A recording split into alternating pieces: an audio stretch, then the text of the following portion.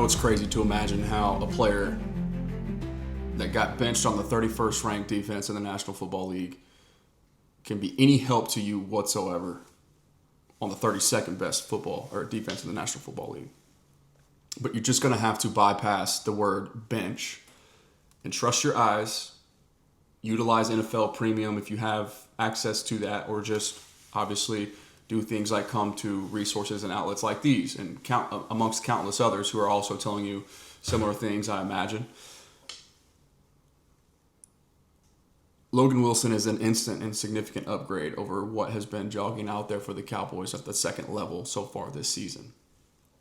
He plays with run-fit responsibility, staying in his lane and doing his job, understanding that run defense, quality and sound run defense,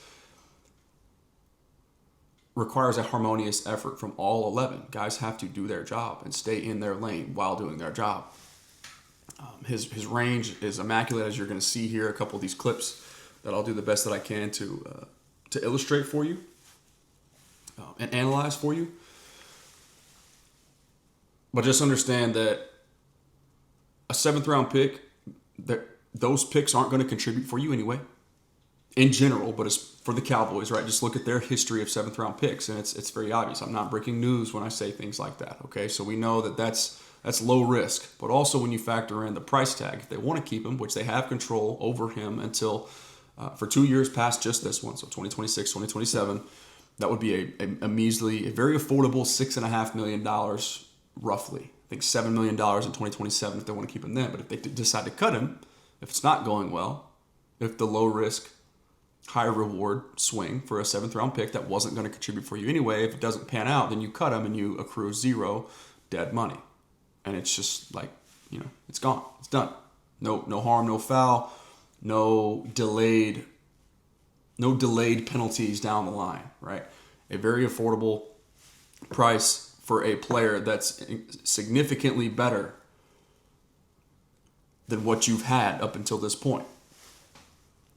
Now, you factor in DeMarvion Overshown getting added to that mix. That's now 2 of the 11 positions that are significantly improved. In theory, even if DeMarvion Overshown is still, say, only 90 to 95% of who he was prior to his injury, that's a significant improvement.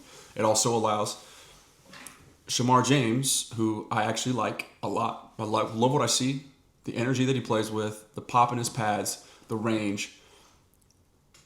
It's a guy that clearly loves football, and it's a guy that clearly is going to be a player in this league. But it's a guy that also, too, just has bitten off a little bit more than he could chew right now, and it's not even necessarily his fault. Thrust into a very difficult situation for a 5th-round rookie.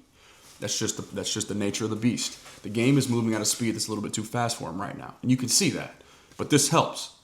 Okay, so he gets to now come of age at a much more reasonable rate as a result of Logan Wilson, but it's still not enough.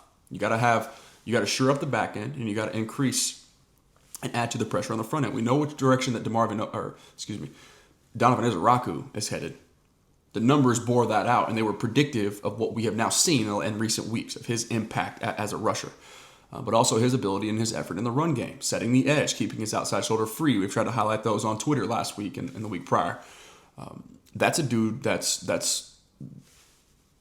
a hit. All right, now Jadeveon Clowney asking for more reps, being granted more reps, and then producing at a much more significant and impactful rate as a result of those reps. That also bodes well, but you still need more. You got to beef up the interior if you can. You got to add another significant piece to the edge room if you can. Keep elevating the floor if you can.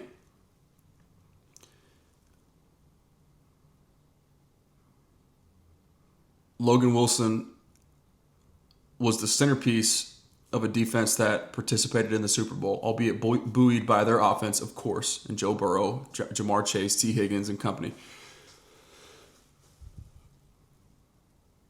But he's one of the captains of that, that's by Zach Taylor's words, one of the captains of that locker room. Right, the leading tackler, 11 interceptions, better in coverage than anybody on the Cowboys roster has been at the second level this year so far.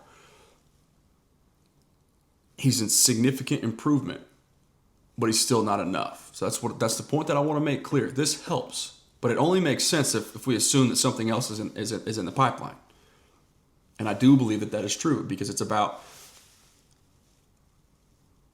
even if 2025 doesn't pan out, if this season is unsalvageable, like we discussed last night, for me, it's about beyond, because it's not wasting this 4-year window that the offense, including the head coach, who's offensive minded, technically, are all in the same relative time span. It's a 4-year frame of, okay, here's our core, here's our nucleus of who we are.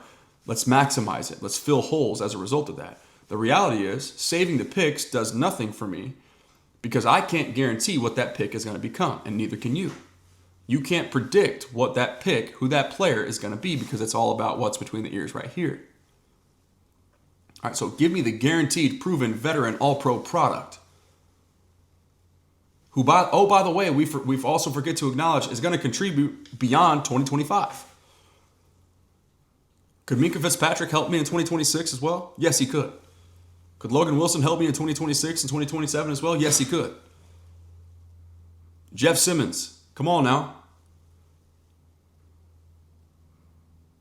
You've already danced with the Bengals once. Let's go lock up Trey Hendrickson. Bring him over here too.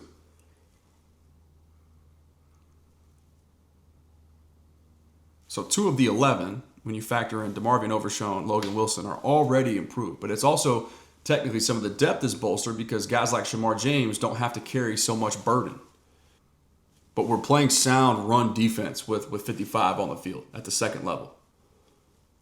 If we can add a body to the interior that can spell and keep Osa and Kenny a little bit more fresh, because those are glorified 3 techniques trying to play anchor interior run D, even though it's a penetrate front. But I mean, guys, we got film, and I hate it I'll never try to expose people, because it's always their livelihood, their families, their last name, and I'm just a guy with the camera and a microphone. But the reality is that Kenneth Murray just doesn't know what he's seeing. Okay, I've shown clips dating back to weeks ago, like maybe after week 3 or week 4, whatever it was, where Donovan Wilson is beating him to his run fit, to his spot, his responsibility, his position. Like just filling his gap for him, because he sees it so much faster, even if he's coming from the 3rd level. It just can't happen. That's the stuff that you're not going to see anymore with Logan Wilson on the field. I don't care what the Bengals did. I don't care why they benched him. You could very easily make it make sense that they did so because they had to see what they had. They had to prepare for life without him and see, their defense is clearly bad enough too. They're in a situation where they're trying to recycle and reload and just make sound decisions.